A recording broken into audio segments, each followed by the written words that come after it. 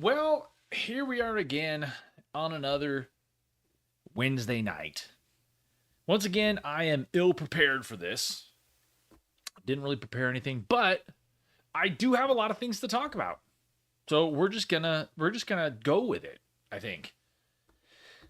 Give everybody just a couple of minutes to get checked in. We'll get the old Tom's first. We'll get the boys checked in, get the comment section going. And then I'm going to tell you, I got some good news today. Some confirmation of some things we've been working on. A lot of things in the pipeline right now. A lot of single barrel things in the pipeline. We're actually going to go, actually going to go live over on the old IG as well. Just to we get a little bit of question topics, do a little Q&A today. Seeing as we don't often get a whole lot of good Q&A from everyone because all the boys, we talk so much. There's not a whole hell of a lot to Q&A about because we talked all freaking week. Maybe it's just going to be you and me, Tom. All right.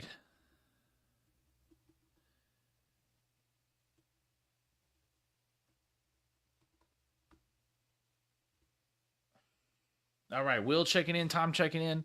We're going to go live on the Instagram. I don't know. Old State Line Bourbon, this is a name I know. I don't know how many people we're going to get on the Instagram. But we're going to dual stream here so that we can get a little YouTube, a little Instagram going, talk some whiskey. I think we're going to find, I think we're going to try and maybe see what you guys want to talk about. I know that I found some really interesting conversations this week online. I was listening to everyone talk more about the Uncle Nearest thing, which I think is pretty interesting. What's up, Logan Lane? I see that, Logan Lane. Logan Lane, you are Logan Lane. I even made a Blue Label Old Forester Old Fashioned for tonight. The old Blue Label Old Forester Old Fashioned. Maybe I'll do a little video spoiler on a video that I've got coming up that has to do with Old Forester. We do have a couple of single barrel announcements too that you guys are going to want to stick around for because I'm going to need some help picking a single barrel. So stick around. What's up, Scrock? And if you're listening to this, maybe you'll get a little bit of inside tip on how you might be able to participate in a single barrel. We got some coming up. Sipping on some Peerless Toasted Bourbon. What's everyone else sipping on? You put what you're sipping on in the comments, whether you're on the Instagram. Thanks for joining me on the Instagram. You guys stick around. Talk a little whiskey. We better turn that off. Slot Man's here. It's gonna be interesting to see people pop up on both the Instagram and the YouTube. That's always fun for the dual streamers. The Pursuit Podcast Live covered the new info on Uncle Nearest well. Oh, they did. If you didn't catch the Pursuit podcast, Bourbon Pursuit, Fred Minnick, and some other people that frankly I don't know. I don't do a great job of keeping up on everybody. They were talking a lot about the Uncle Nearest thing. Some very knowledgeable people, and it's an interesting conversation to see what's going to happen with Uncle Nearest in the future. I don't know, but I don't have a good feeling about it at all. Personally, as to what's going to happen with the it's Wednesday. Yeah, it's not Friday, people. I'm sorry. I'm gonna screw up some drunk people on that one. There'll be some people that are seeing that and thinking they lost 2 days. I want to start with something I want to tell you guys about. I think we have decided, and this may not be a surprise for everybody, I think I've decided the Whiskey Bonded in the Bonded Bottle Shop is 100% all in on the Old Louisville. If you are not, I don't know if you can see them in the background of the Old Louisville bottles sitting there.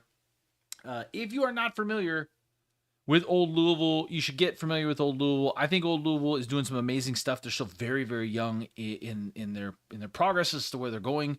And they are really coming out with some really fantastic stuff, reasonably priced for the most part, but really delicious. Never had anything bad by them. And now they've got the release of their Kentucky series, which is the K. This spells out Kentucky. I got the K. I would like to know. This one says it is the second K. What is the difference between the first K and the second K? It looks to me like the bottles are exactly the same, but like Bland's, there are two Ks, like the two N's in Bland's, and I don't know which one I have. But this is their new. So here's what's going on with Old Louisville. Old Louisville has been pulling stuff from all over the place, primarily MGP. But he's got stuff that's distilled in Indiana, aged in Kentucky, all of this stuff, kind of like a lot of non-distilling producers. But he did just start picking up some and bottling some Bardstown distillate too. But it's very old Bardstown distillate. Some of the oldest Bardstown distillates that is available. You're talking about some 8-year single barrels and some 9-year distillate too, which is about as old as it gets. Will's asking about what happened with Uncle Nearest. Uncle Nearest is in some trouble. They're in some lawsuits over some unpaid bills. some fraud going on by their CEO. Uncle Nearest could they could make it out of it if they get a sympathetic judge in the conservatorship. They could get bought out by a larger company, which is what my prediction is, or they could be completely done. We will see. Over $100 million is a lot of money to owe. I believe it's 105 million. It's a lot of money to owe. So that it could be the end of that. It's a good it looked like a good, healthy, profitable company. They're growing very, very quickly. And I think what happened is they got between a little bit of fraud and growth getting out of control, which happens a lot. I think it might be the end of Uncle Nearest. I think it would be very cool for it to get bought up by Brown-Forman and join the fold with Jack Daniels. If you know the background story of Uncle Nearest and Jack Daniels, I think that would be very poetic. Not good for Fawn and the people over at Uncle Nearest, but it wouldn't be the worst thing that could happen either. What's going on, Tap? If you didn't get a chance to go and look at these Kitsap and Tap podcast on YouTube, please do check that out. I think I was the first guest. I was on that with Kitsap Whiskey Society and Tap, Nathan Tapscott.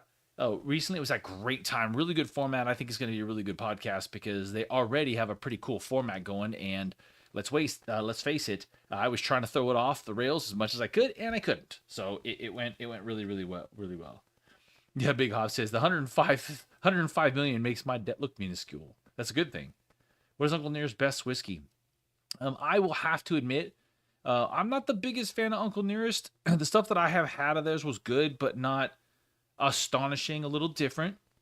Not what you would get just about anywhere else, but absolutely a loved company. A lot of people really get behind it. It seemed like they were going in the right direction. I just hadn't had anything I was super blown away with, but nothing bad to say.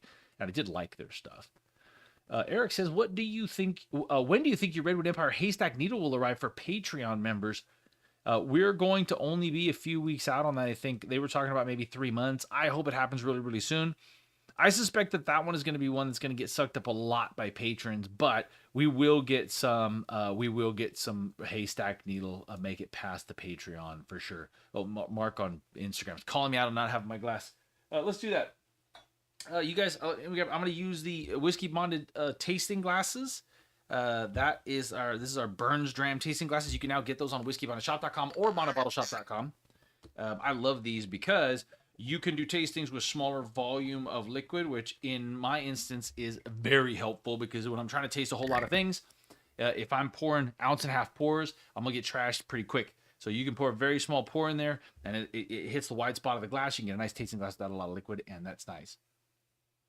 Big Daddy says, "So I heard Cooper's Craft is gone. I hope this isn't true. Do you know anything about this?" That has been a rumor that has been circulating again and again and again quite a bit. So as far as I know, it is not true. But I don't know. These things tend to come up and go away and come up and go away. But maybe anybody in the comments knows more specifically if there is any truth to that that rumor of Cooper's Craft going away. I don't know why they would do it. It's an Old Forester product. I mean, maybe because it conflicts with Old Forester 100 a little bit, but I think Cooper's Craft is one of the great values in whiskey. Cooper's Craft. Cooper's Craft is a Brown-Forman product. Very Old Forester-esque, as you would say. I did get my hands on Old Forester President's Choice. If any of you guys are big Old Forester fans, this is the first time that I was able to get my hands on an Old Forester President's Choice, probably because it's the first time it was available outside of the distillery in the local area.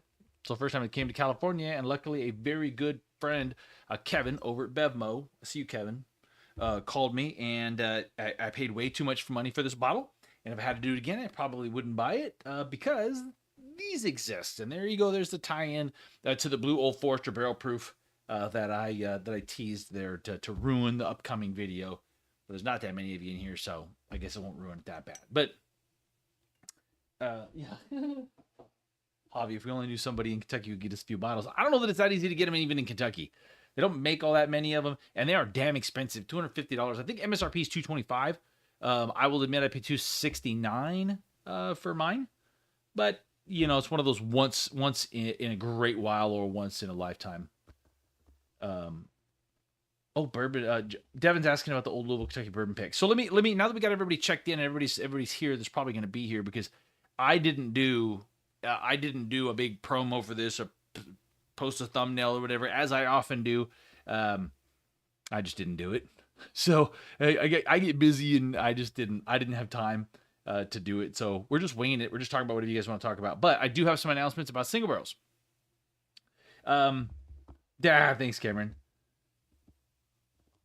Tap tried. Oh, yeah. Okay. Oh, Hestia Style is in Kentucky, in the motherland. What's going on, Dennis? Dennis checking in on Instagram. So we actually got 2 different single barrels, and I'm going to be posting this on my Patreon. And if you don't know Whiskey Bonded Patreon, you can find it on whiskey.bonded.com or in the links in the bio, depending upon where you're watching. We've got 2 single barrels that I'm going to need some help picking. So I'm going to have to call the patrons out. I was going to panic and try to get something together super quick, because we do have the old Louisville Bardstown distillate single barrels. These are 8-year-old Bardstown distillate single barrels. I'm super excited to try these. We have 4 samples of that. I'm going to have to pick one of those bad boys out. They will be available on bottlebottleshop.com. Did I say that too fast? So I'm going to need some people to help me. I'm going to need some people to help me pick those. And the other one we got coming now, I can absolutely confirm for sure that we are getting a Green River cask strength wheated single barrel. And man, oh man, am I stoked. That is right up my alley. That's probably my favorite bottle from Green River. Cask strength wheaters are my jam. I'm so excited because there are not a whole heck a lot of those available, and we were really lucky to get our hands on one. So I'm super excited about that one. They are sending those too. So what we're going to do is I will put a post in Patreon. I'll give you guys as much notice as I possibly can, but we're going to have to do it on pretty short notice. And it's going to be one of those ones we are not going to travel. I really do want to travel. We've got the Joseph Magnus pick coming up next month. We're traveling for these ones. We've got single samples coming because we wanted to get ahead of the old Louisville thing. We want to get on that quickly with the release of the new Kentucky series. And when the Green River one popped up, I was just like, I just said yes, whatever you want to do. We probably could go to the distillery, but I don't have time to plan that, and we do not want to wait on that. So we're going to do them by sample. So I will post about that on Patreon as far as trying to get some people to help me pick it. And of course, they're going to be available at bondedbottleshop.com for patrons first. In that order, y'all, paid patrons, unpaid patrons, and then the public. But fortunately, the yield on these are still pretty good, and our Patreon is getting larger, but it's probably not enough to buy all of a barrel just on the Patreon. It's going to leak into the public space, which I'm fine with. I'm good with that. I just want to make sure the patrons get what they want, and we won't limit the patrons' purchases, really. But so it'll make it out to the public if you're not a patron, so don't worry about it.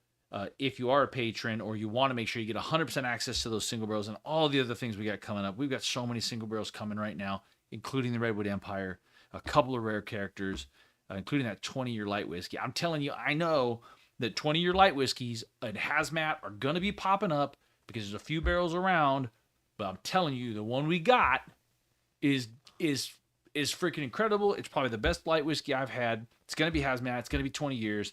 And you know me, I'm not going to price it at $200 a bottle. So there's going to be enough of that to go around too. But if you want to guarantee access to it, Patreon. I got to do it to control it, folks. Do I ship it to Tennessee yet? No, still working on it. Not my fault. Tennessee's fault. I love Tennessee, though. I'm not mad at Tennessee. We are also in conversations with a couple of Tennessee distilleries, maybe up to and including possibly Jack Daniel's Old Glory and Old Commonwealth, maybe. I'm not going to, none of those are confirmed. We're going to work on that. Tom, what did you say they got redacted? How did you get a message, or did you retract it? I guess it's different. Thank you to everybody that's joining us on Instagram. I actually just dual stream this bad boy. This live stream will be posted on YouTube afterwards, but probably not Instagram. I probably won't post it on the Instagram. Can we get the Green River in the Green River decanter? Tom, I'm just happy to have the Green River. I don't know if we're going to be asking for any decanters.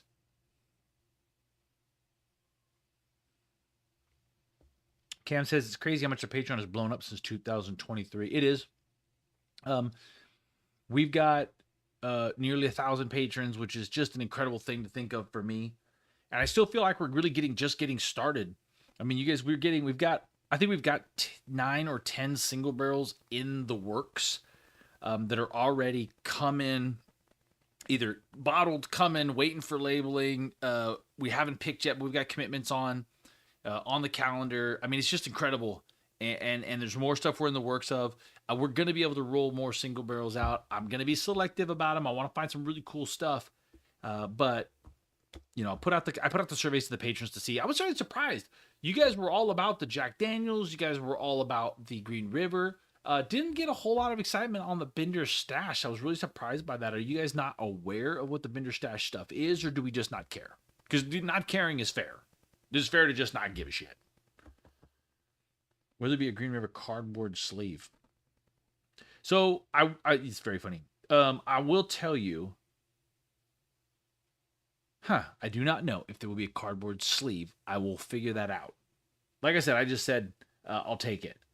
I will tell you guys that who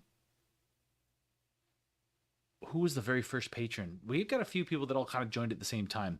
A lot of them in here.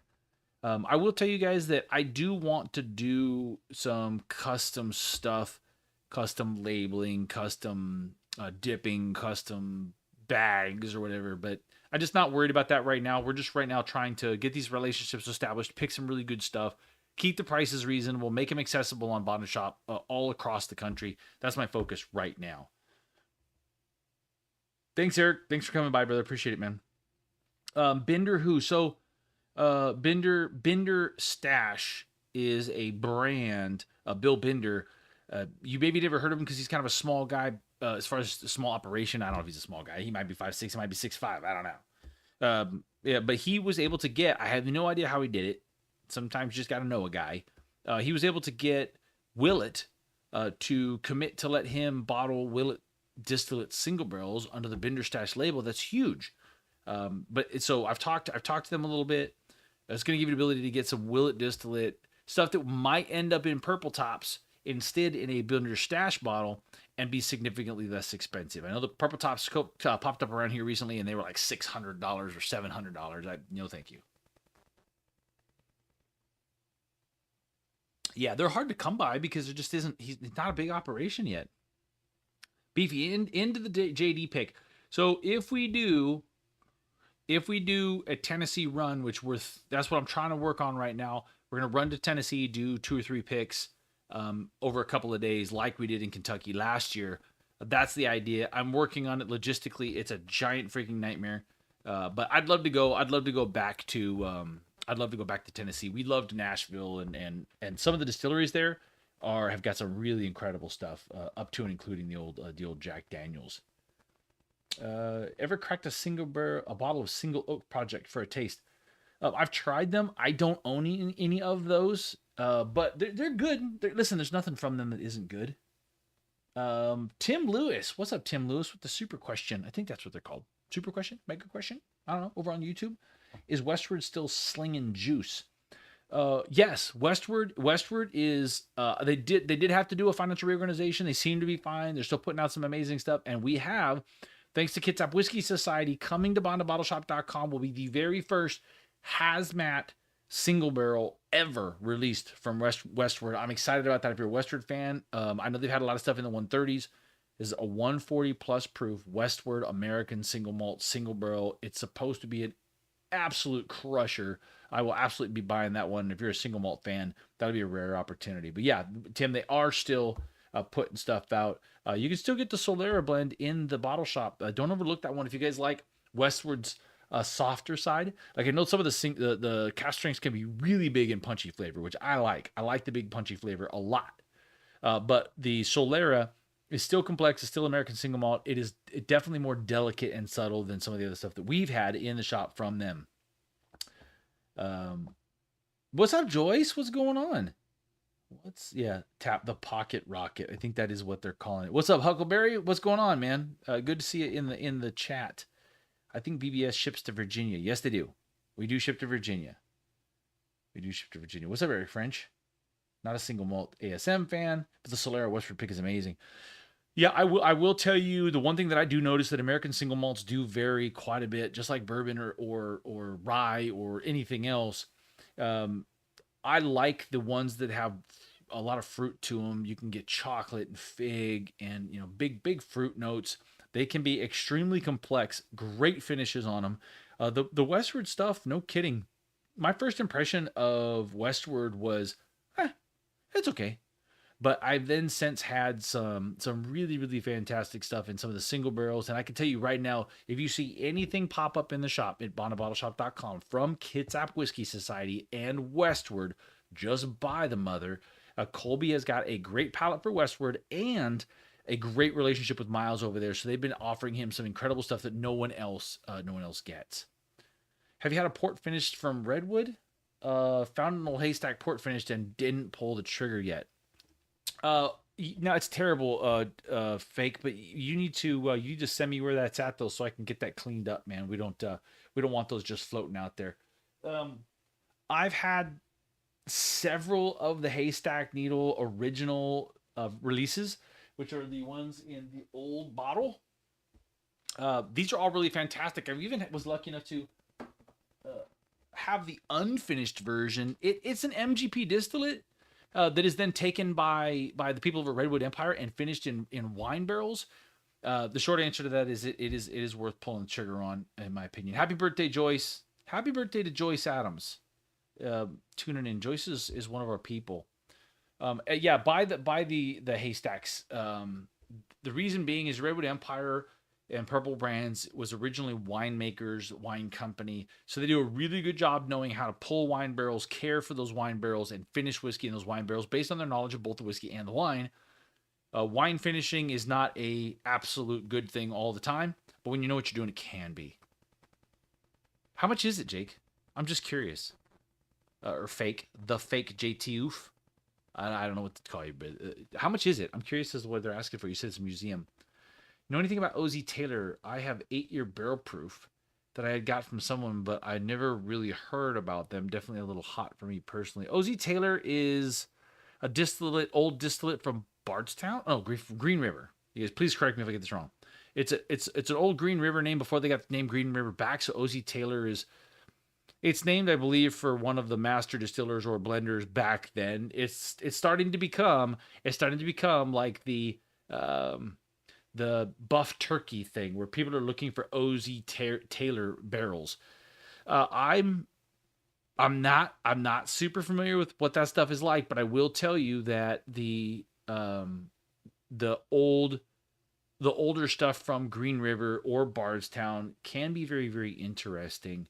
I don't know much about that. I know we've got a OZ Taylor coming that's going to be available in very limited access at the Bottle Shop. I didn't pick it. I haven't tasted it. I don't know anything else about it. What did you think of 25 Haystack? Buckingham, what do you mean 25 Haystack? You mean this year's barrels we tasted, like 2025? You have to clarify that question there, Buckingham. I'm not sure what you're looking at there, brother. I've decided that I'm buying every haystack that I see.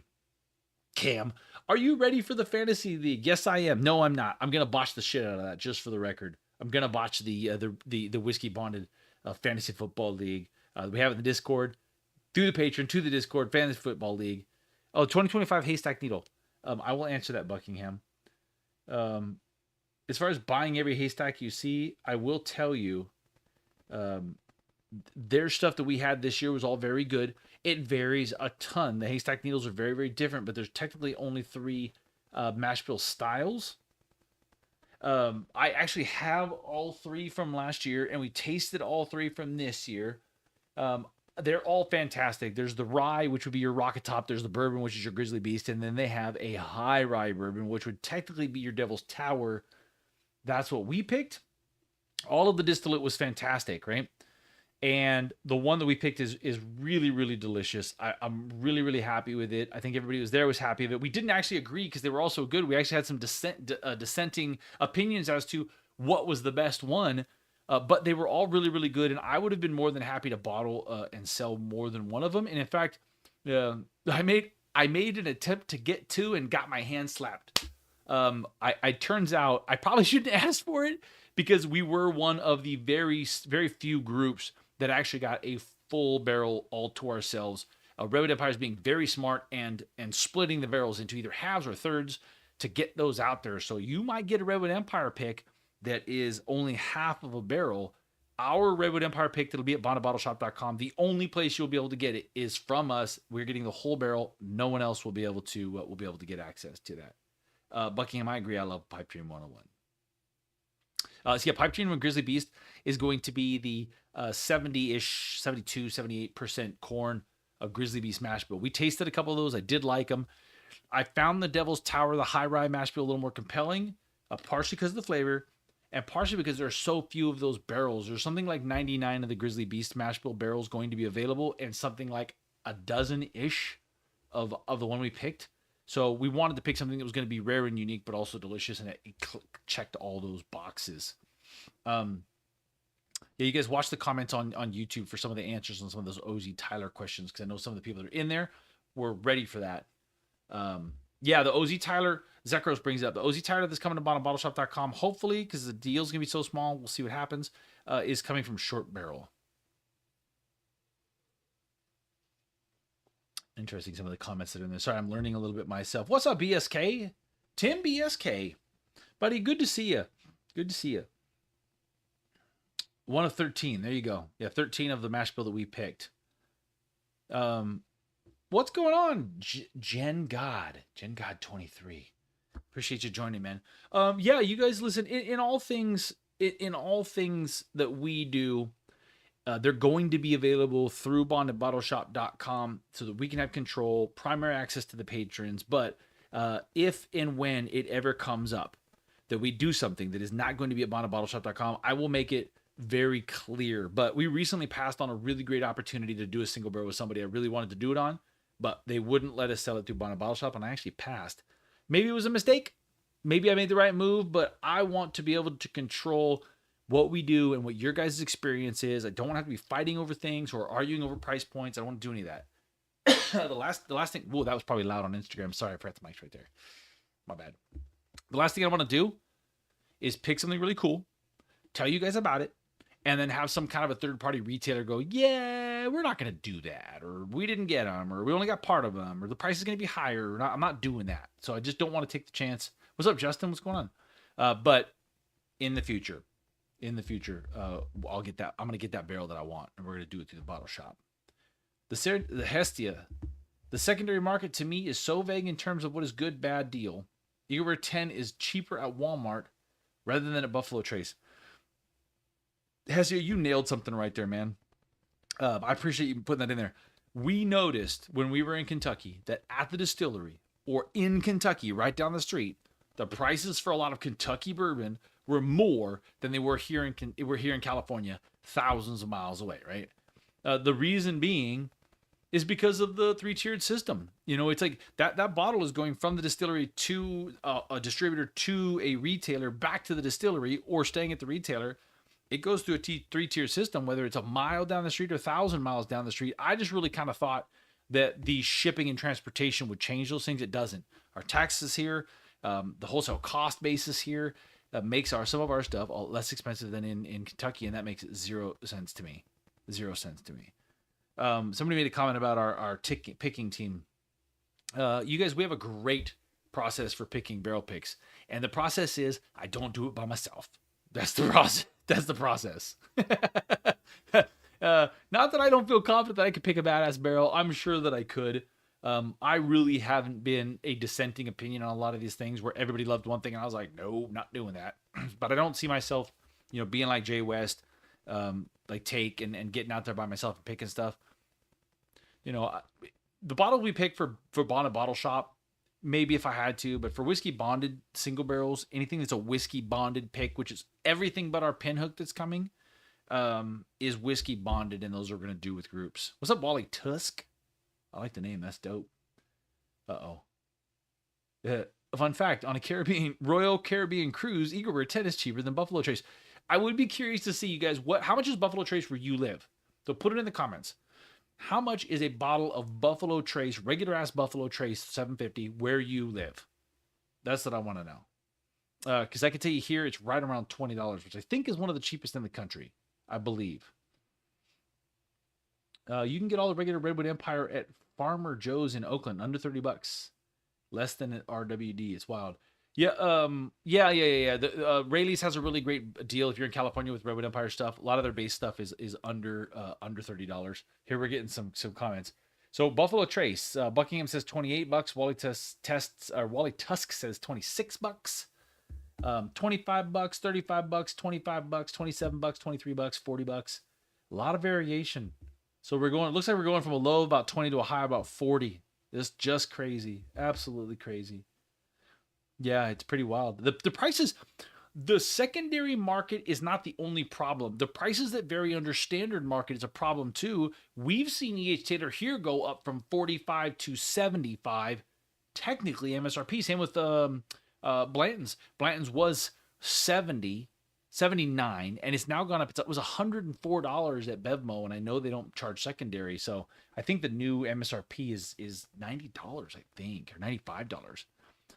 I love to do what you do as far as picks and social media, but does it ever get overwhelming with so much to do and so many picks? Fake JT, that's a great question. Yes, it does. It's a lot sometimes. You really got to love doing it. I will tell you that doing social media content and now running the store. You guys got to remember, I also have a real job still because I just can't seem to not do everything all the time. It's a sickness. It is a lot, but I love it. I love the community. I mean, you guys are incredible. I've met so many really cool people. Not just the community, but distilleries, store owners, sales representatives. Really, really fantastic. And I love whiskey. I love bourbon. I love the culture. I love the history. I love the distillate, the art itself, the art of the label, the art of the distillate, the science. So much that I really, really enjoy doing it. That being said, it's a lot to keep up on because you guys have a level of expectation, for me and for the channel. You guys notice I put stuff out most days. And it's a lot because I don't spend a lot of time scrolling social media to look for these things. So I also have to make an effort to try and see what's going on. Like I posted the thing about Maker's Cellar Age this year, primarily just because I've been kind of watching the age stated stuff because I've made these predictions about how age stated stuff is going to get more available, less expensive. There's going to be more of them, and it seems to be that that's playing out. I'm sure not the only person that's saying that, but I'm prognosticating right now. I saw Eagerware 12 coming. I saw the older cellar aged makers coming. There's going to be more of that. You guys have not seen nothing. You've seen nothing yet. I will tell you, I was talking to somebody yesterday, very good source, that Maker's Mark has distillate laid down right now in barrels that's 28 years old. Now, that's ape shit. I don't think they're going to bottle a 28-year-old distillate, but it's just a sign of what I'm talking about. There's so much stuff that is barreled, that is sitting, that is aging, it's getting older, and there's getting more of it. They're going to have to do something. Unless you want to just start dumping it, which I don't see that happening. That's a good thing for whiskey drinkers, for sure. Oh, Huckleberry said $21.57 for Buffalo Trace. That a boy. My opinion, Buffalo Trace is about a $25 bottle. If you live in a place where it costs you $35, I still wouldn't be that mad at that. It is really good for a cheap bottle, and I'm going to assume that if it's $35 near you, that everything is more expensive. So it's all relative as to what else you can get for the same price. Devin, just one more bourbon said, I was able to have a liquor store show me his price sheets from a recent order, and Golden Brands kills him on pricing, charging him for most SAS stuff at well over MSRP for his cost. That does happen. You guys, a lot of it is the distribution. They take a big old cut, and he had to buy a ton of crap cases on top of it. So it explained his 30-point markup on crazy secondary stuff. So, you know what, you guys, I have a mixed opinion of this. Technically, the distributors can't coerce you to buy garbage in order to say this good stuff. Doesn't mean it doesn't happen. I will answer the question. I'm gonna punch you. So I think there's some of that palm greasing going on. There's some marking up, but it is normal for liquor stores to have a 30% markup. What's going on, Braden? What's going on? I see a name pop up there. How you doing, Braden? I'm a punch you. The Pinhook is not with CK. CK is a local, NorCal Bottle Shops is a local liquor store group. CK is the owner. I love that dude. He's a good dude. I will tell you something, you guys, right now.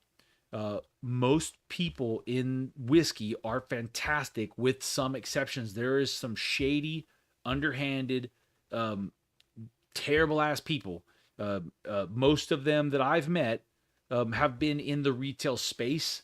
They're just they want to hate on everybody else around them. They're trying to stop everybody from doing things rather than being cooperative and saying, "Hey, there's plenty of them out there for us. We're all trying to do the same thing. Let's work together." They're trying to undermine each other and cut each other off, and it's bullshit. And you won't ever see me work with any of those people. I'm not going to name any names, but you guys will know who some of those people are. And I don't understand it. I don't understand it at all. But I will not participate. CK is not one of those dudes. He's a great dude who is very reasonable in what he asks for stuff. He does ask a big secondary on some of those bottles. But two things. One, if he knows you and he sees you, or you come and you buy the stuff, he will slide on that fast. And I've seen him do some crazy prices for people, including myself. He sold me a Russell's 15 for under cost back a little while back. And Salad Liquor lineup in Las Vegas, he sold us a bottle for our group when we did a pick there for about $100 loss on his cost because he wanted us to open this really fantastic bottle and share it. So there's a lot of that goes on. So I don't have any tolerance for the people that are trying to cut other people's throats, trying to play games, trying to act like one thing and do another. I'm not interested in that. Not interested in it. I've been enjoying trying other brands that aren't the most popular or sought after. That's kind of what we're doing too. You guys will see me feature some more stuff. I got a video coming on the old Cask Strength 13th Colony. That's why we're talking to some different places and why we Whiskey Bonded Bottle Shop are 100% behind Old Louisville right now. I think more people should know about it. We're going to do what we can to push Old Louisville the best we can. Fantastic bottles. I got a whole mess of them sitting up here, and we've got more coming. We've got a 10-year-old Colombian oak, very rare bottle, a very rare barrel of whiskey coming from Old Louisville that will knock your freaking socks off and is not $200. You got me into Redwood Empire. Hey, Victor, what's going on? I love to hear that, you guys. Love to hear that. Interesting. Sorry, just reading some of the comments. Mom and pop owners also price gouge, though. Yeah, I will tell you guys something about the mom and pop places. They are in this weird balance of trying to make sure they get their money because a lot of those mom and pop places are they're supporting families, and there's some trying to take advantage of the market too. With the clubs and all of that stuff. But I will tell you that loyalty to a store and getting to know your owner and getting to know your staff is a great way to get breaks on things. I'm telling you. You walk into some of these stores where they got giant secondary prices on the shelf. You get to know that owner. Those prices come down real fast. Real fast. Buckingham, I'll answer this really quickly. What are my thoughts on True Story? You see it up there behind me? It's not good. It's almost it. True Story is one of those rare ones where I did a review and didn't like it, but it kind of became a topic online with some content creators. Now, I'm not like super into the content creator community. There's a few that I've met. I really, really like, great dudes, and we collaborate as far as talk about things like planning a little bit. But I'm not into the content creator community, as in rah and the other content creators, or crapping on other content creators, or even paying that much attention to what they all do. Boy,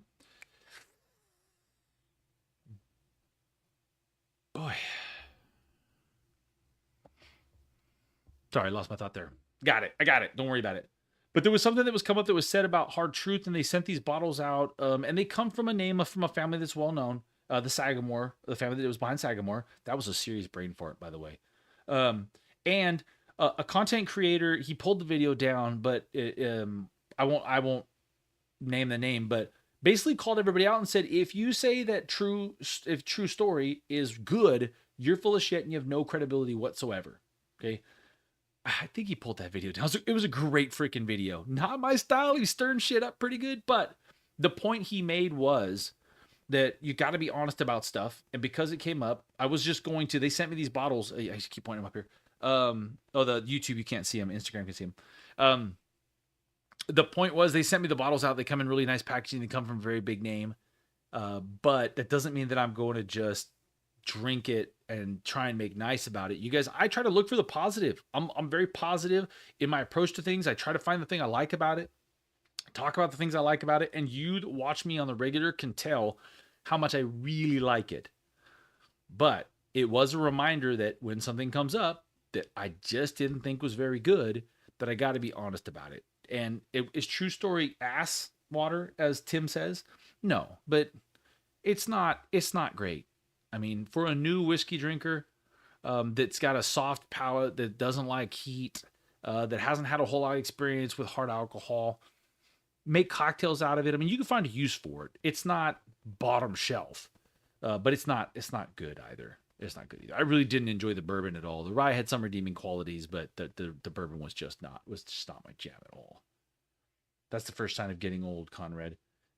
Michael, there's a lot of signs of me getting old, but you're one to talk, buddy. I'm pretty sure you're older than me. I think. God, I hope. Yeah. Welcome to the club. All the old people, pipe it up in the comments. The man that got me into bourbon has mentioned that he plans to sell his Double Eagle Very Rare 20 year. What would be an average reasonable market for it? Oh, dude, give me on the Double Eagles. I think that's what was that, a 2,500, a $3,500? Yeah, okay, put it in the comments. How much is Double Eagle Very Rare 20 year? I believe it was a 25 or $3,500 MSRP, something like that. I've seen them. What's up, BWF Podcast? Thanks for coming in. But the secondary on them was really weird. The secondary on the Double Eagle Very Rare went up to like 5 or 75 and then came right back down again. So a couple of suckers went and got took on that thing, and then it came back down when everybody realized there was a lot of them. In fact, I could tell you where there's probably 2 or 3 still sitting on a shelf for right around $3,500, I believe. Rick says it was $3,000. He would know. So $3,000 is probably MSRP. I'm a puncher said Rayleigh's finally sold that Weller Millennium. Yeah, that Weller Millennium is another one. That one was way too expensive, man. I think that was a $7,500. Either way, in any case, you got to be out your damn mind. If you bought one of those, you're either a damn fool or you just got money coming out of your pockets and you find it under the mattress and it's just everywhere all the time. Every time you open the car door, it just spills out onto the street. You don't even bother picking it up. Not me. Someone did make a joke about the Colombian oak cocaine finished. No. There was a barrel shortage a few years back. And because of that, they couldn't get American oak. They got it from all over the place. Some of the barrels came from Colombia. And they leaked a lot, so the yields are low, but the wood actually imparts some very, really, really unique characteristics. We tried a couple of them. I think we tried at least one in Kentucky, and we had to have one, and Amin was nice enough to let me have one. So we're going to be, in fact, when we get done here, I need to order that bad boy. But we're going to get that. CK was telling me that he would have to sell it for like $6,000 to make any money on it. Yeah. You're talking about the Weller Millennium. Yeah, Weller Millennium is ridiculous. It was just insane. Oh, Millennium. Buffalo Trace had Millennium for $1,500 in the gift shop. Interesting. You guys watch the comments.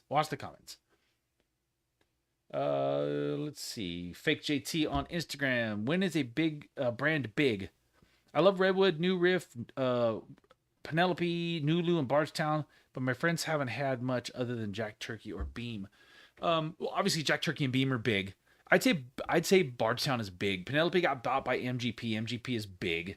New Riff, Redwood, Nulu, all fairly small still. Old Louisville is very small. So Old Louisville, listen, I'm not kidding about the getting behind Old Louisville, you guys.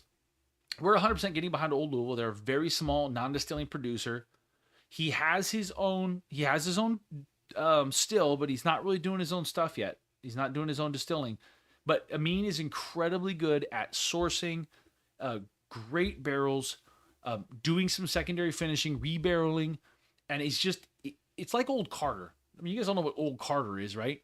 Mark Carter builds a reputation for being able to pull some really fantastic stuff and put it in his bottles. Amin is doing the same thing, like Rare Character, but he's pricing bottles. I think we've got bottles between $79 and $129 in the shop right now. It's a great price point. I've got some more expensive ones too, because that's some really old light whiskey. But 10-year, 7-year wheat, the double barreled bourbon, the toasted rye, the maple finish, all really, really fantastic. They're a minimum of 7 years and always at cask strength. That is his mantra. Gotta sell. Just wanted to say I agree with you regarding CK. He offered me a bottle that I didn't even know about and at a reasonable price. He did that because he's a good guy and I've bought bottles from him. No, CK is fantastic, man. CK actually sold. I want to put CK on blast real quick. We were actually in the shop when some of the guys were in town for the whiskey festival, the Off the Rails. Not only did we walk in and do a Four Roses single barrel pick with him because he happened to have it, Cool. But then he also sold one of the guys a Bomberger's PFG for basically MSRP for no good reason, just to be a good dude. And I've seen him do that with some rare bottles because he saw how excited the person was, and he loves that. He loves people that are enthusiastic, and he knows they're going to drink it. We're not going to secondary it, and he appreciates that. He's a great dude. CK is super reasonable, and but because of that, I do think you have to be super careful to not try and take advantage of it. I'm not going to walk in there and ask him to sell me a George T. Stagg for MSRP. He probably would, but I don't think that's a fair ask because he can get money for that, and he needs to make money. He's got a family to support. Not that there's anything wrong with it, but I'm gonna ask you, do you have that many bottles of Eagle Rare? Whiskey Smoke Explorer. So today, you guys, I will tell you guys right now. I did a review of the Eagle Rare 12 and posted it today. I also reposted the original Eagle Rare video that I did that actually went quite viral when someone had asked me what my whiskey collection looked like. And because I didn't want to show my whiskey collection off because it's so segmented and disjointed. It's just all over the place. I don't have one solid wall like a lot of people do. It's just everywhere, especially with doing the content stuff. There's just boxes and shit everywhere. It's ridiculous. I can cuss on YouTube. So I thought it'd be funny. I had recently got a 6 Eagle Rare store picks from a local store that they had done. Caught an employee slipping. He wasn't supposed to sell them to me. And he did it anyway because the owner wasn't around. Not a guy I normally buy from. Usually he's crazy on his prices. I don't feel that bad. I also had, I'd say probably another 5 or 6 Eagle Rares just because I'm a big fan of Eagle Rare. And at the time, it was kind of hard to get it. So when I saw it at MSRP, I'd just buy it, even if I didn't need it. It was one of the very few bottles I was buying backups of just because I was such a big fan of it. And when it was, $40 or less, I think we got one bottle for like $31 at Costco or something. It's just crazy. I would get them. So I had enough bottles that when somebody asked me about my collection, I basically put the bottles up, took video, stopped, moved them, took another video, moved them. So I moved the same bottles around. So when you watch that video, it's an empty box of Eagle Rare and about a dozen-ish bottles. And the rest of it is just me editing video and stuff. But I got so many comments on why I have so much Eagle Rare because it probably looks like in that video, it looks like I've got 100 or 150 bottles of Eagle Rare. I do not. Just for the record, for full transparency's sake, I now have this bottle of 12 and one backup. And I think I have probably 5 or 6 bottles of Eagle Rare 10 still. But I've not bought a bottle of Eagle Rare 10 since I made that video almost 2 years ago. Because they become more common since then. And because of the content kind of getting ramped up, I don't get a chance to drink it as often anymore. So I still drink it sometimes. I was drinking it the other day. I actually have I do, just as proof, I do still love Eagle Rare 10. There's always an open bottle at my house. So if you ever want to come by and sip on Eagle Rare 10, I always have an open bottle of Eagle Rare 10. I'll probably always have an open bottle of 12 because they're so different. But yeah, I do like it. This is actually a store pick. I think that's actually CK's store pick, maybe. And I have some of the little. I have 2 of the little 350s, 375s. But that's just because they were Jason's, and it was cool. Jason's cool people, so I have a single barrel there too. So, somebody did say, "I'm your Huckleberry." Said I pay like $160 for my RC. What? You talk about rare character. What rare character did you buy for $160, Huckleberry? That sounds like that's probably one of the 10 or 11 years, a little bit marked up, maybe. Not sure. Rio's the only backup bottle I have ever bought. Rocksteady Yeti. There's a good question, you guys. What bottle do you buy backups of the most often, or have the most backups of? Because I can tell you, I don't do a lot of that anymore, but there are some exceptions, and I'll tell you mine. You put some of your guys in the comment, and I'll tell you mine. Bottles that you buy, obviously Eagle Rare is one of them. Barrel Shop store pick, interesting. Jack Daniel's single barrel proof rye. Al, I do have one backup bottle of that because mine's about half done. Our picks, that's a good. Rick, Weller 12 and Stag. Okay, I stopped buying backup bottles of Stag Junior. I don't buy backup bottles of that anymore. Used to. Weller 12 either. All the bottles for Rick. Yeah, Rick does buy a backup bottle. I'm talking about repetitive backup bottles. BSK, just basic makers. Lots of backup bottles of basic makers. Eagle Rare 10, It's a good one. Recently was the Crittenden 7-year rye, but I have to wait for a new barrel pick. Interesting. So a barrel pick. Tom says picks. Uh, Brad Stagg Jr. Stagg Jr. was one that I was buying backups of whenever I saw him, because again they were harder to get. They're still fairly hard to get, but I probably have 6 or 8 different Stags Juniors, so I don't buy them anymore. I'm never gonna get through them all. But come over to my house, you can drink them. The last backup I bought was Old Forester 1924. I did buy a single backup of 1924. I was guilty of that. Jamie says Eagle Rare Blanton's makers. What makers? What makers you buying backups for? The barrel age or the wood finishing series? I do have a backup of the Heart release that I really liked, and then the Keepers was better, and I shouldn't have bought the backup of the Heart release. But whatever. Russell's 10. Oh, interesting. Heaven Hill Bottle and Bond. I do like the Heaven Hill 7-year Bottle and Bond. I don't have backups of them, but I do have an unopened bottle because I like to keep those around. This is a great answer, you guys. Eagle Rare for me as well, Jeff. 4 bottles of Eagle Rare and Wild Turkey 8-year. Listen, I would buy a backup of Wild Turkey 8-year, but it's going to be around now, so I do have one, and I will rebuy that one. That's a different question. We'll ask that one next. Is what bottle do you always have in stock no matter what? Savage and Cook, Bloody Butcher, and Howling Mob. Yeah, Dennis, the Savage and Cook fan.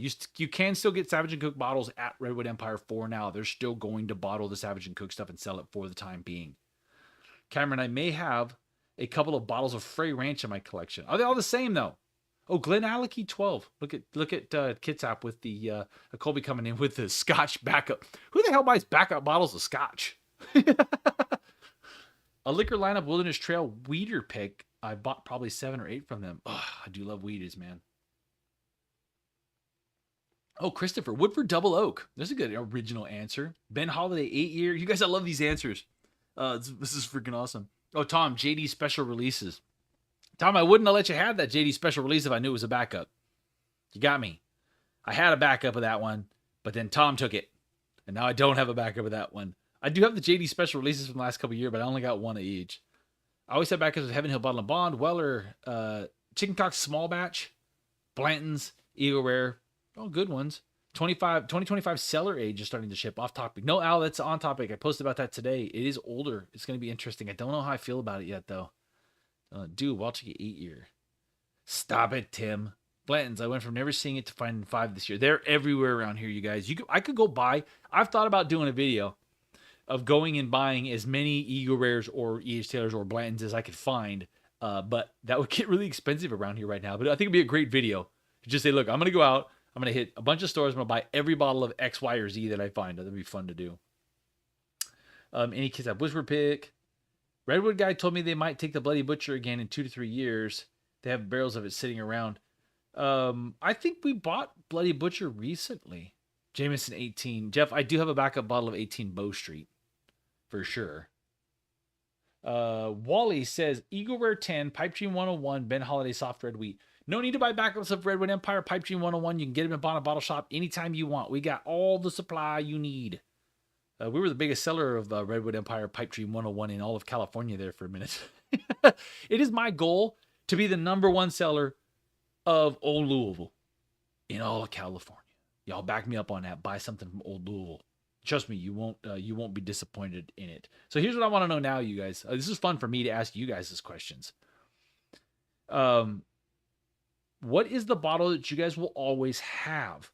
Not backup, but you're always going to rebuy. So to imply it's probably not super hard to find, but is a good bottle that is an everyday shelfer that you always have on your shelf. I'll tell you right now, we always have Wild Turkey 101 here. Always. Whether it be the regular one. My wife loves the regular one. I always have the Redwood Empire Pipe Dream 101. I always have the base entries of Pipe Dream. From now on, we're always going to have some Old Louisville in stock here too. I think the Maple Finish is one I may restock. I just love that one. I hope he keeps making it. It's a problem. Oh, Dennis said Widow Jane 10. Smoke Wagon Uncut Unfiltered. A 1968 Mustang. That's a good answer. I have found that the Smoke Wagon Uncut Unfiltered has changed though recently. It somehow has missed a step from what it used to be. I'll probably always have a Screaming Titan or Grizzly Beast. I do always restock Screaming Titan. I love their wheat. Early times bottle and bond. Oh, Brad, good answer. Good answer. OGD bottle and bond. Rare breed. Zekros rare breed. Wild Turkey rare breed was one that I did for a long time. I need to get back on that because that is a fantastic bottle. I probably went through 3 or 4 of those.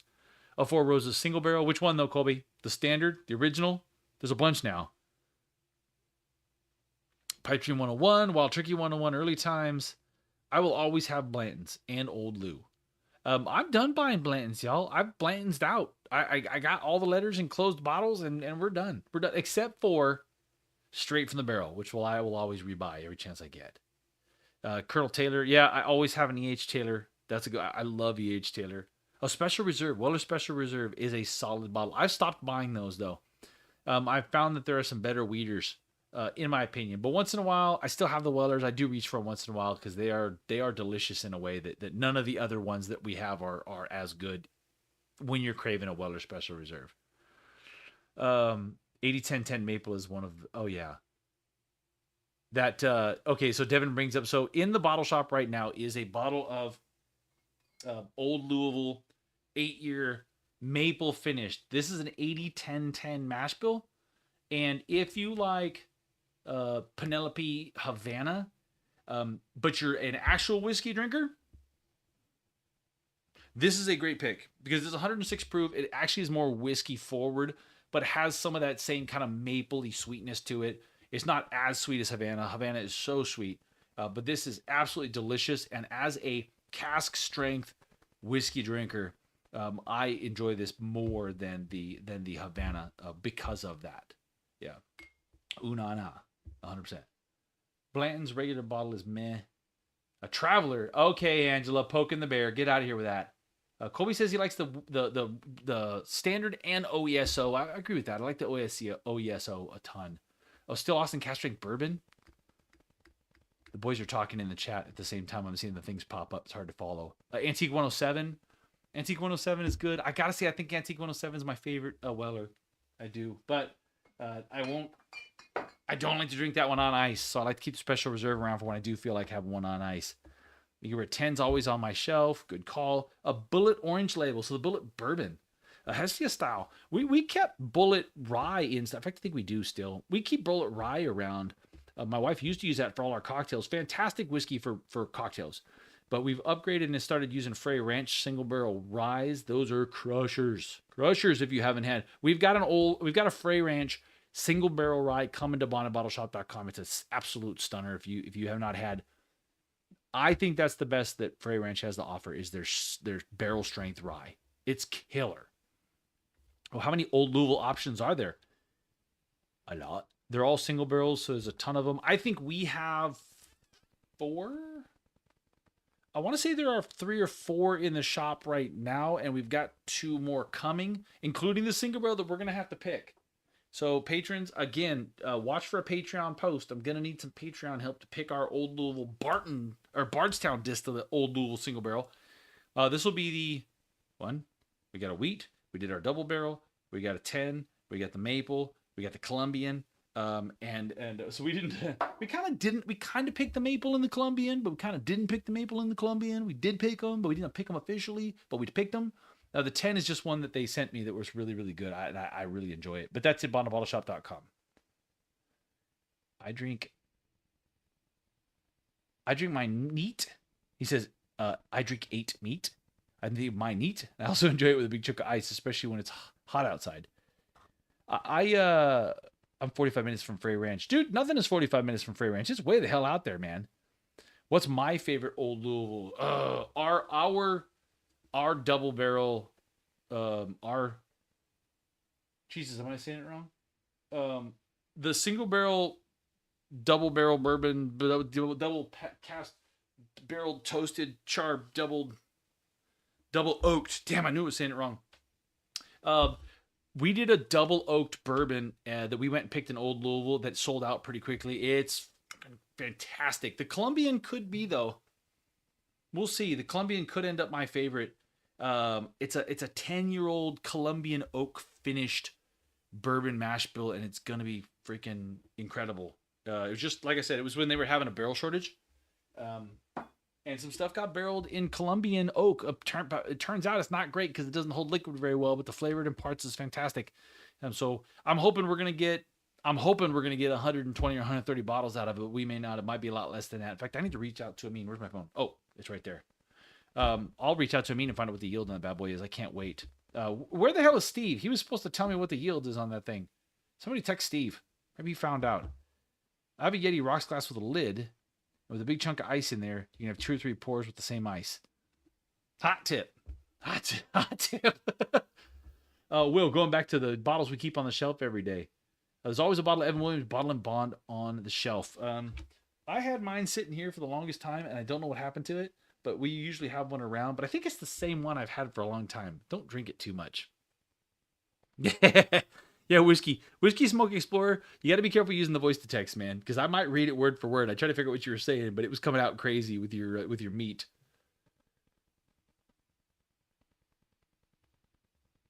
Tom, Owen, Burbo, and I picked the maple. Yeah, technically the it wasn't an official tasting though. You guys just vouched for that damn barrel, and you were right.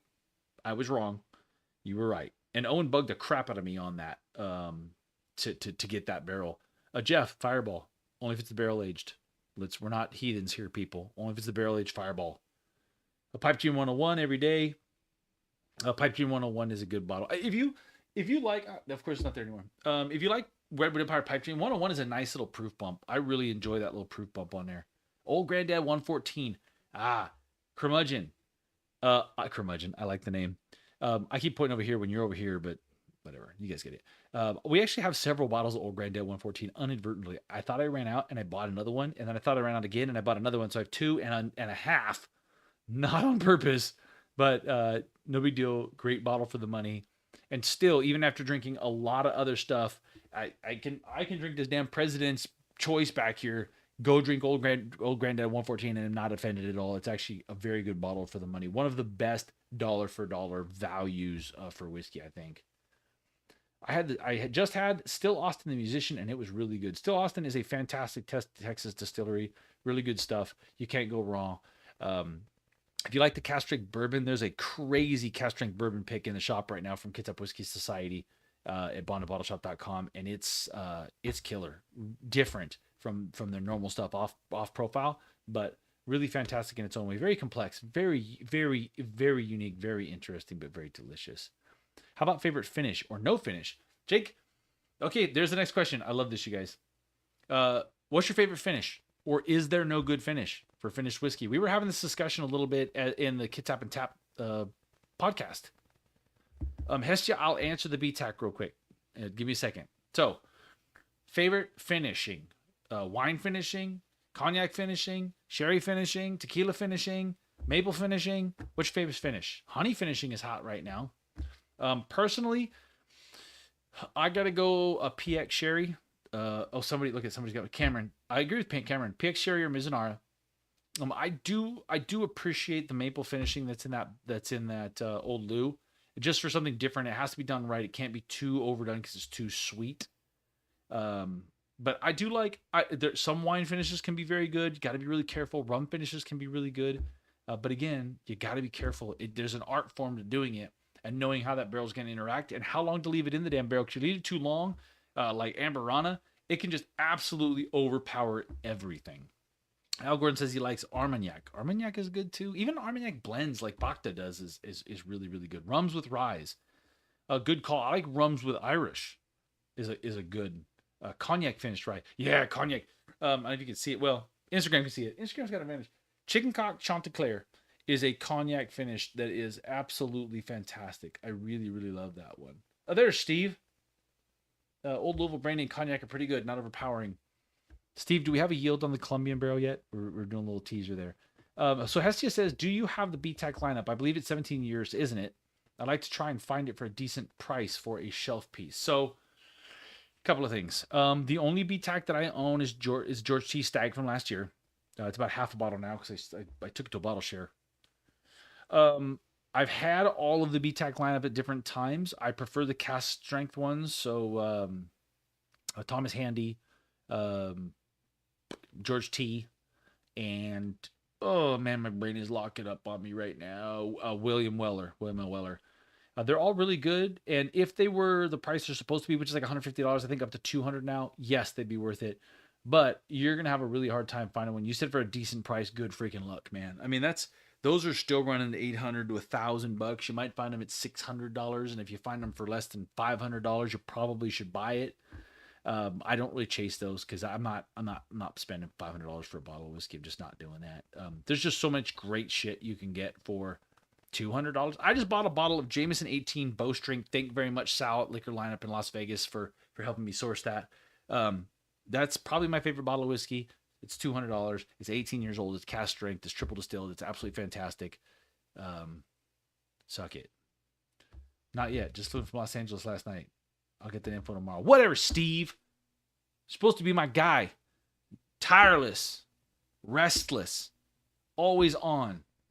I mean, what time is it in Kentucky right now? 10:30? He can't be sleeping. Let's call him. Well, I should call him on a live. I can't, though. I'm on my phone. Yeah. I forget a bottle of Nulu finished in peach brandy. Ooh, that's interesting. Yeah, when you do finishing like peach brandy, man, it can be something really, really fantastic. But boy, you better walk that line. You don't want to overdo it. Because they don't, like our true story up here. Here's a true story. Finished. Not to the benefit of the whiskey, in my opinion. Don't care much for finishes, but the Rio wasn't terrible. Rio, as it went on, the subsequent releases of Rio, not the first one, but as they went on, they aged them in less time in the Amburana, and they got better. But not a giant fan of the Amburana.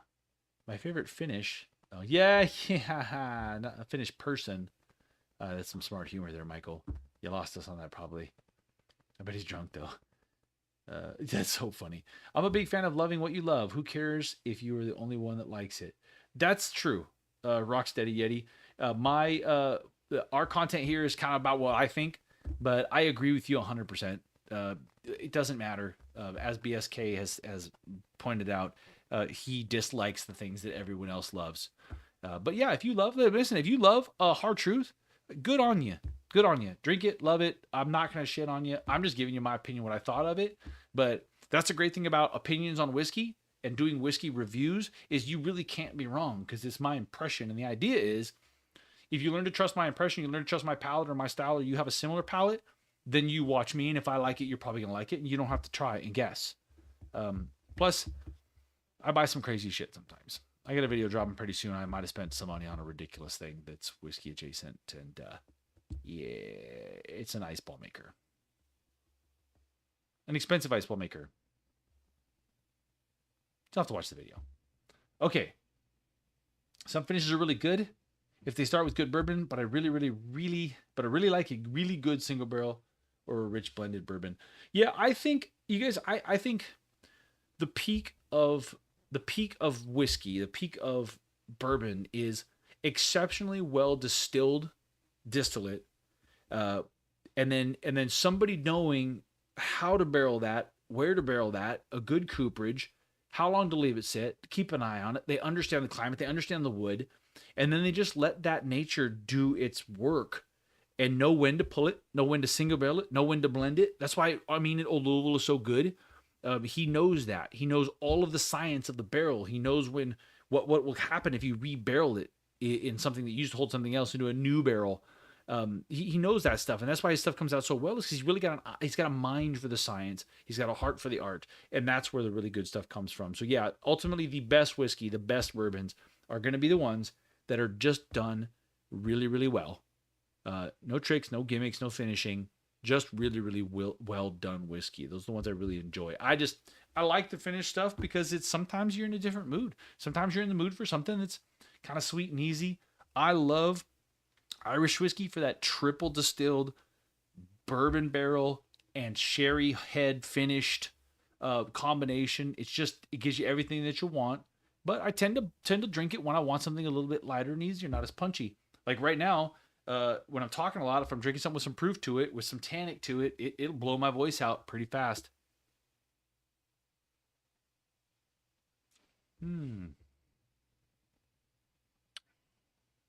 Let's go buy a whiskey.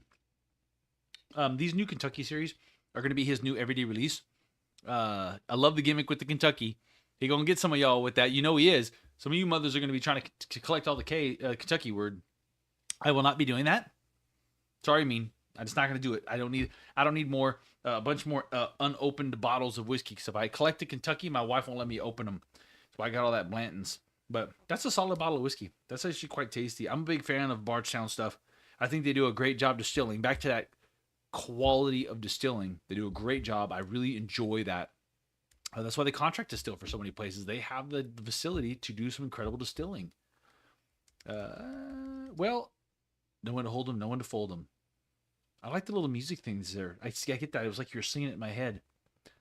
Okay, now we're having conversations with Tim in the comments. So here's what we're gonna do.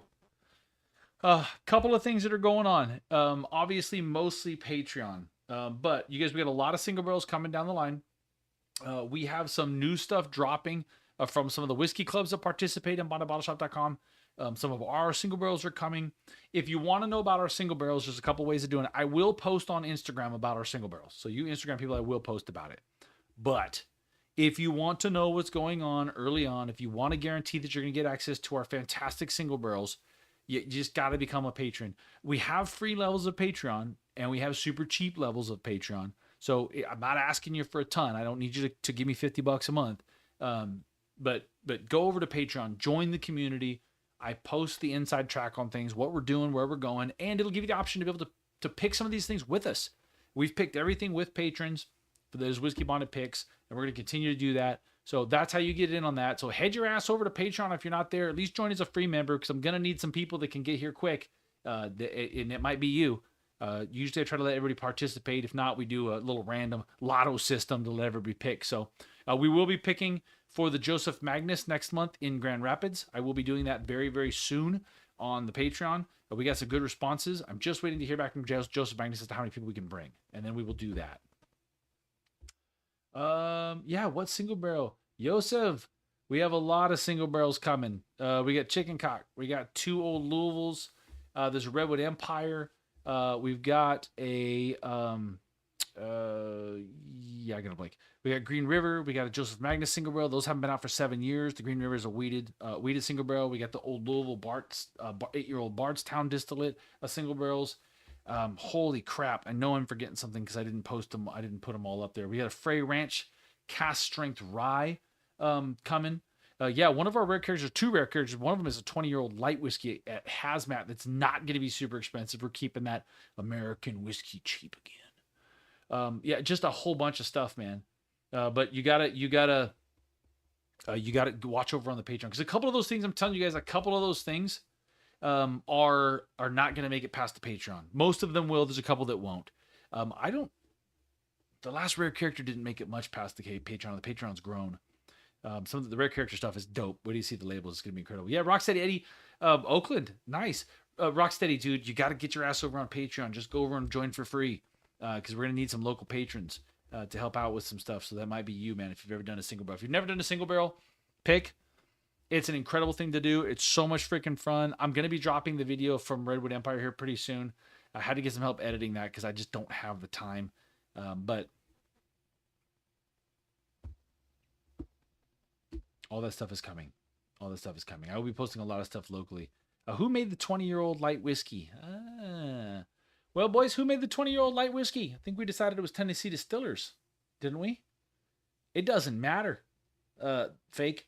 It is an incredible bottle of whiskey. That 20-year-old light whiskey that you will be seeing from Whiskey Bonded is an absolutely incredible bottle of whiskey that you will not be able to guess the proof on if I don't tell you. It's complex in a way that I don't know that I've had American light whiskey like that. Light whiskey is usually very creamy. It is typically tends to be a little grain forward with the corn notes. This one has got some complexity to it as if it has rye in the mash bill, and it does not, which was astonishing to me. It could be the best American light whiskey I've ever tried. And at 20 years, and I'll tell you right now, Bad Boy is not going to be $200. A Hazmat 20-year-old light whiskey, and it's not going to be super expensive. MGP? Maybe. I don't know. I'll get the details before we announce it. Tom could be right. I don't know. Smash Industries. That's who made it. The rare character light whiskey is made by Smash Industries. Okay, guys. So listen, I'm going to wrap it because I'm already starting to lose my voice. You guys, this has been the biggest audience we've had on YouTube for a live. I think since we started doing it, I want to say thank you very much for everybody who watched.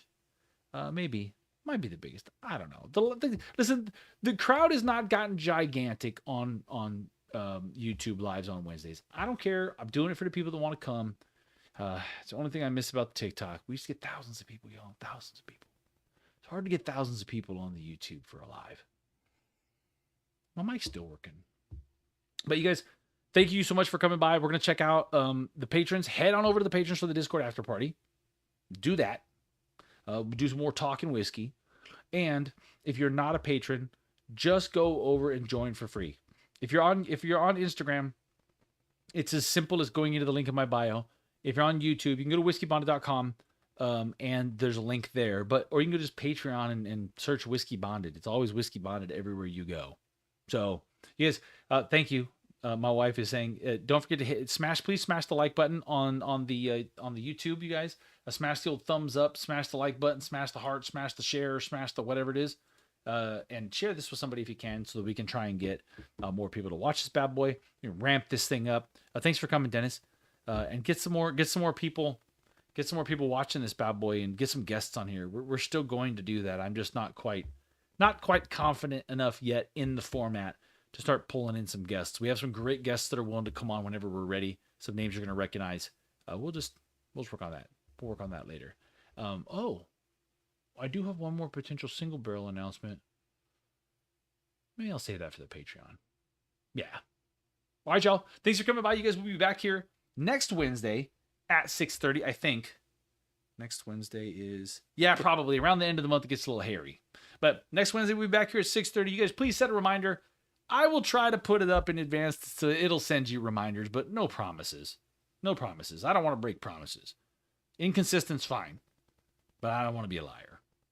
But thanks for coming by, you guys. This was actually a lot of fun for me too. Thanks for all the comments in the comments section, and you guys answered all my questions. It was cool for me to ask you guys questions for once. That was dope. Thanks for joining on the Instagram. Cheers to y'all. Boop. For coming by. We don't always dual stream on Instagram, so kind of nice. Appreciate it. Bye, Instagram. God, we finally got rid of those Instagram people. Lame. BSK, listen, everybody gives you shit, man. I appreciate you coming by and taking a little heat. It wouldn't be nobody can make the ass water comments like you make. It's just doesn't have the same zing when anybody else makes ass water comments. So you guys head on over to the Discord if you're a patron. Otherwise, we'll see you back here next Wednesday. Same bat time, same bat channel, as they say, if you're really old.